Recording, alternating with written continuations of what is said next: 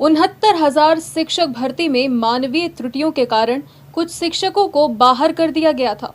उनकी नियुक्ति को लेकर कानपुर प्रेस क्लब में प्रेस वार्ता का आयोजन किया गया। अभ्यर्थी प्रकाशना मिश्रा ने बताया कि ऐसे शिक्षकों की नियुक्ति उनके मूल दस्तावेजों को देखकर प्रदान की जाए। उनका कहना है कि सचिव महानिदेशक लखनऊ मुख्यमंत्री को डाक और ईमेल किया है। हाईकोर्ट ने आदेश दिया है कि मूल दस्तावेज के आधार पर योग्य माना गया है। जितने भी अभ्यर्थी हैं जिनसे मानवीय त्रुटि हुई है उनको नियुक्ति प्रदान किया जाए।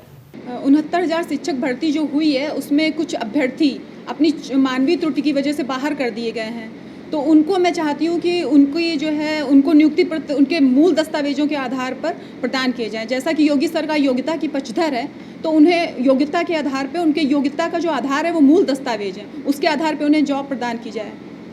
और जैसे कि मैंने सुपर टेट जो निकाला था एग्ज़ाम, सहायक शिक्षा भर्ती को जो एग्ज़ाम हुआ था उसमें 150 में 116 नंबर मुझे मिले हैं। उसके पहले जो टेट का एग्ज़ाम हुआ है उसमें 150 में 114 नंबर है मेरे।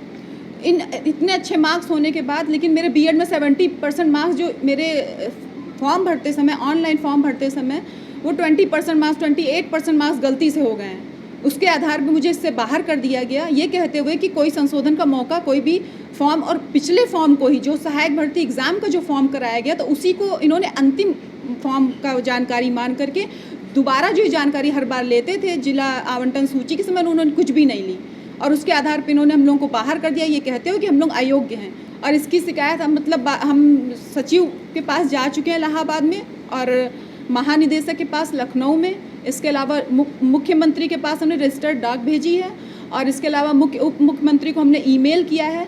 इसके अलावा हाई कोर्ट में मैंने ऑर्डर किया अपने एडवोकेट की सहायता से, तो उन्होंने मुझे हाई कोर्ट का ऑर्डर है कि मेरे मूल दस्तावेजों के आधार पर मुझे उन्होंने योग्य माना है, और इस आधार पे अभी तक ये जो ऑर्डर है उसको भी इन्होंने लागू नहीं किया, और उस आधार पे भी मुझे नियुक्ति प्रदान अभी तक नहीं किया गया है। मैं चाहती हूँ कि इन्हीं मूल दस्तावेजों के आधार पर हमारे और हमारे जैसे जो भी अभ्यर्थी हैं जिनसे मानवीय त्रुटि हुई है उनको सबको नियुक्ति पत्र जो है प्रदान किया जाए। ताजा तरीन खबरों को जानने के लिए देखते रहिए न्यूज प्लस 24/7 चैनल को सब्सक्राइब करें।